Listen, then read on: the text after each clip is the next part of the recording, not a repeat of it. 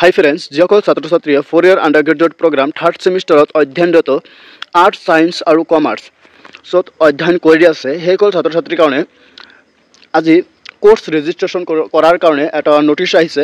নটিচটো গুৱাহাটী ইউনিভাৰ্চিটিৰ ফালৰ পৰা দিছে। যিসকল ছাত্ৰ ছাত্ৰী গুৱাহাটী ইউনিভাৰ্চিটিৰ আণ্ডাৰত অধ্যয়নৰত, তো সকলো ছাত্ৰ ছাত্ৰীক কোৰ্চ ৰেজিষ্ট্ৰেশ্যন কৰিবলৈ কোৱা হৈছে। তো কোৰ্চ ৰেজিষ্ট্ৰেশ্যনটো আপোনালোকে ইয়াতে চাব পাৰিছে।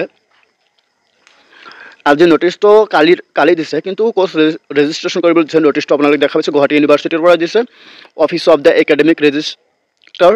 তো ইয়াতে যদি আপোনালোকে নটিচটো চায়, নটিচটো কৈছে this is for information of the all principal heads of the affiliated college institutes under Guwahati university that course registration process of third semester 4 year undergraduate programme arts science and commerce student is live WEF 4 তাৰিখ 11 March 2025 to 11 তাৰিখ 11 March 2025. All are requested to ensure that the student do not fail to register themselves in SAMART portal within the stipulated dates. তো ইয়াতে কৈছে যদি third ছেমিষ্টাৰত আপুনি অধ্যয়নৰত, then আপোনাৰ 4 তাৰিখৰ পৰা 11 তাৰিখৰ ভিতৰত কোৰ্চ ৰেজিষ্ট্ৰেশ্যন কৰিব লাগিব। যিটো পাঠ্যক্ৰম পঞ্জীয়ন প্ৰক্ৰিয়া যিটো আছে, এইটো 4 তাৰিখৰ পৰা 11 তাৰিখৰ ভিতৰত কৰিব লাগিব।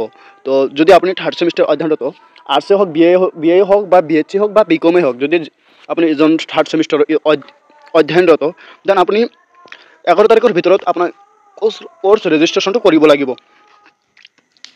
এইটো অফিচিয়েল নটিচ অফ ইউনিভাৰ্চিটিৰ ফালৰ পৰা দিছে, ইয়াতে দেখা পাইছে আপোনালোকে। তো ভিডিঅ'টো সকলোতে শ্বেয়াৰ কৰিব। যিসকলে থাৰ্ড ছেমিষ্টাৰত অধ্যয়নৰত, BA হওক, BSc হওক, BCom হওক, তো সকলোতে শ্বেয়াৰ কৰিব। আপোনালোকৰ কোৰ্চ ৰেজিষ্ট্ৰেশ্যন কৰিব লাগিব। আৰু কোৰ্চ ৰেজিষ্ট্ৰেশ্যন কৰাৰ কাৰণে ভিডিঅ'টোৰ লিংকত আমি SAMART পৰ্টেলৰ লিংক দি থ'ম, তাৰ পৰা আপোনালোকে কোৰ্চ ৰেজিষ্ট্ৰেশ্যন কৰিব পাৰিব।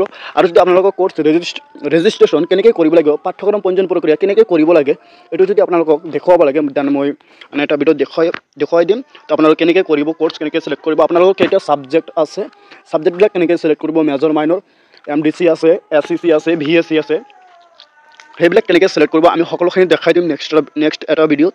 তো আপোনালোকৰ কোৰ্চ ৰেজিষ্ট্ৰেশ্যনটো কৰিব লাগিব 11 তাৰিখৰ ভিতৰত। আপোনালোকে নাপাহৰিব কোৰ্চ ৰেজিষ্ট্ৰেশ্যন কৰিব। যদি পাহৰি যায়, দেন এইটো পিছত কিন্তু অসুবিধা হ'ব। তো 11 তাৰিখৰ ভিতৰতে আপোনালোকে কোৰ্চ ৰেজিষ্ট্ৰেশ্যনটো কৰি ল'ব।